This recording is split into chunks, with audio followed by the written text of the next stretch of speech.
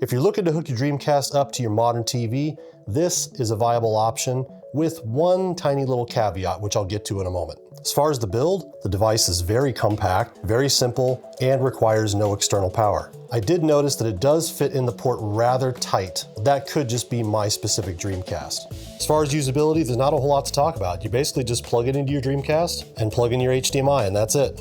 As far as color and brightness, it looks exactly like the same signal coming through my RetroTink. I also didn't notice any audio issues with the adapter. As far as the quality, here's a side-by-side comparison of the composite signal going through a RetroTink versus the output from the Bitfunx adapter. As you can see, it's definitely sharper going through the Bitfunx. That's because the Bitfunx adapter uses the VGA support built right into the Dreamcast. Now, the only caveat with this is the fact that not all games support VGA output. A perfect example of this is the game Hydro Thunder, which you can see going through the Bitfunx adapter has some significant glitches. Sometimes the signal would desync entirely.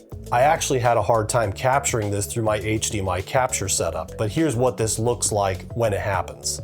So you might think, is the Bitfunx adapter only useful for games that natively support VGA? Well, yes, if you're not willing to do anything to make it work. Now, the good news is that the list of games that don't natively support VGA is rather small, and the Dreamcast community has come out with several patches. So over here is an example with Hydro Thunder that's been patched for VGA support, and as you can see, there's no longer any problem. The video signal is perfectly smooth, crisp, and clean.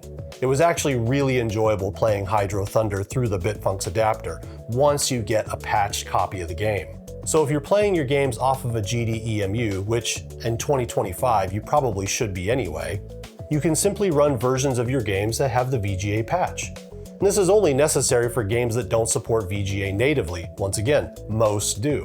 So with that one caveat, that would be the only reason I couldn't recommend this adapter. Other than that, it seems to work flawlessly. It gives you a clean 480p image, doesn't need external power, and keeps your Dreamcast experience as close to the original as possible on a modern screen. For the price, it's kind of a no-brainer. If you want an easy, reliable way to hook your Dreamcast up to HDMI, I definitely recommend it. I'm Brian, this is IFX Retro Games, and thanks for watching.